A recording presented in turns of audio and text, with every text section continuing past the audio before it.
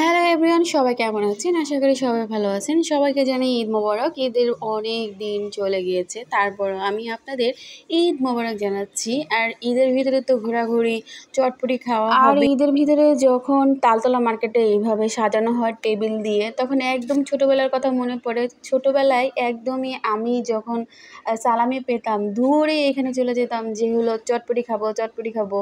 মানে ঈদের দিনে চটপটি খাওয়াটার একটা অন্যরকম আলাদা একটা মজা। ফুচকার চাইতে চটপটিটা বেশি আমি খাইতাম। চটপটি খাওয়া শেষ করে চটপটি খেয়ে তো আর পেট ভরে না, তারপরে চলে গেলাম কোথায় যেন রুচি দিয়ে গোস্ত খেতে। আমি কিন্তু এখানে যে এইভাবে মাছ ফ্রাই করা হয় সেটা কিন্তু জানি না, আজকে ফার্স্ট টাইম গিয়ে দেখলাম যে এখানে মাছ ফ্রাই করে। এইখানে আমি জাস্ট 3 বছর আগে আসছিলাম, এরপরে আর এখানে আমি আসি নাই।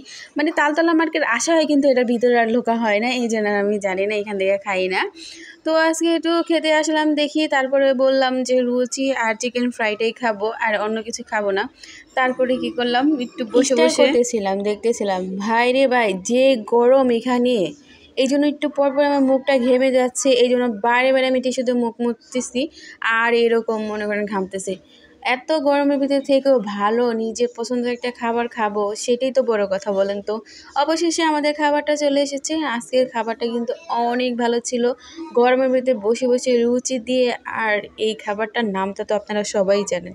আপনাদের নাই বা বললাম, আপনারা নিজেরাই কমেন্ট করে জানাবেন যে এই খাবারটা কার কার পছন্দ, আর খাবারটার নামটা কি সেটা কিন্তু অবশ্যই জানাবেন, আর বলতে কিন্তু ভুলবেন না। পরবর্তীতে আমাদের খাবারটা চলে এসেছে, ঝাল ঝাল খাবারটা রুচি দিয়ে অনেক মজা লেগেছে। আমার কাছে কিন্তু খুব ভালো লাগছে। আপনাদের কাছে কেমন লাগে জানি না, কিন্তু অনেক ভালো খাবারটা।